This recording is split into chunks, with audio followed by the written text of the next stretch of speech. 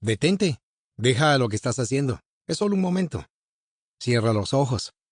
Estira todo tu cuerpo y respira profundo. Te voy a contar la historia de 3 personajes que parecen sacados del libro de las mil y una noches.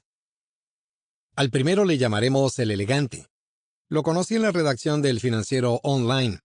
Entró como un torero al ruedo, con paso firme y cadencioso. Era alto y delgado, de tez blanca, casi rubio. Vestía un traje impecable. Era de esos tipos que basta con mirarlos de reojo y sabes que lo tienen todo. Dinero, mujeres, un puestazo. Era el clásico que, sabiéndose guapo y bendecido por los dioses, podría ser el ser más pedante y pesado del mundo. Pero no había nada en él que denotara soberbia. Incluso descubrí bajo su barba de 3 días una timidez de niño perdido en una fiesta llena de adultos. Podía ser un actor, un poeta o la reencarnación mexicana de Jack Kerouac, el novelista estadounidense pionero de la generación Beat, que además era un verdadero galán. Pero no. Me sorprendió saber que era director de marketing de una firma de consultoría y que acudía a mí para encontrar algún espacio donde su jefe, el director general de su empresa, pudiera publicar una columna. Mucho tiempo después me enteré de que el elegante tenía poderes extraordinarios. Con su visión irónica y su humor negro podía detectar cíclopes, gorgonas, minotauros y otros monstruos temibles que viven en laberintos oficinistas donde se alimentan del dolor ajeno. El segundo personaje es aún más extraño.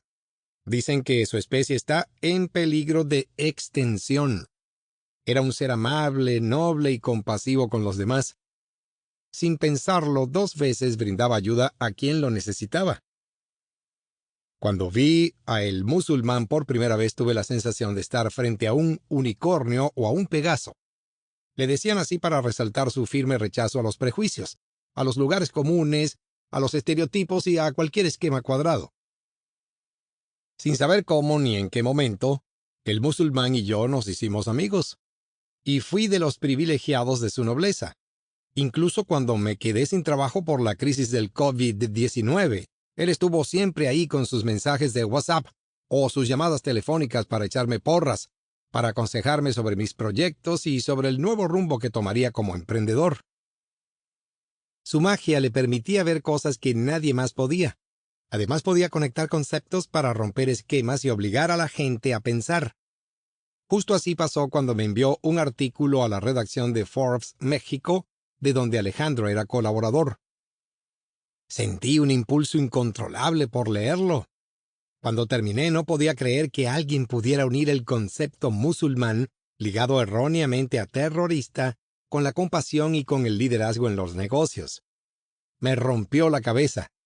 Y creo que a muchas personas también, porque ese artículo publicado en Forbes México con el título ¿Por qué a tu empresa le urge tener un musulmán?, fue y sigue siendo de los más leídos en la historia del sitio. El tercero y último personaje mítico del que quiero contarte es el filósofo. Por favor, no te lo imagines como alguien docto y aburrido. No, a él lo conocí tomando mezcal y cerveza en la colonia Roma. Parecía un tipo normal, pero en el fondo era un hippie disfrazado de consultor. Tenía la facultad de transformarse en otros seres. Como macho alfa, te daba lecciones para conquistar mujeres. Como budista, te ayudaba a encontrar tu universo interior. Como metafísico, te hacía creer en alguna fuerza superior, Dios, universo. Y hasta te podía convencer de creer en ti. El filósofo no solo filosofaba, también actuaba y llevaba sus ideas a sus últimas consecuencias. Por eso hace años dejó el mundo corporativo, a jefes abusivos y a oficinistas sin sueños para emprender por su cuenta. Así se convirtió en mi maestro y guía.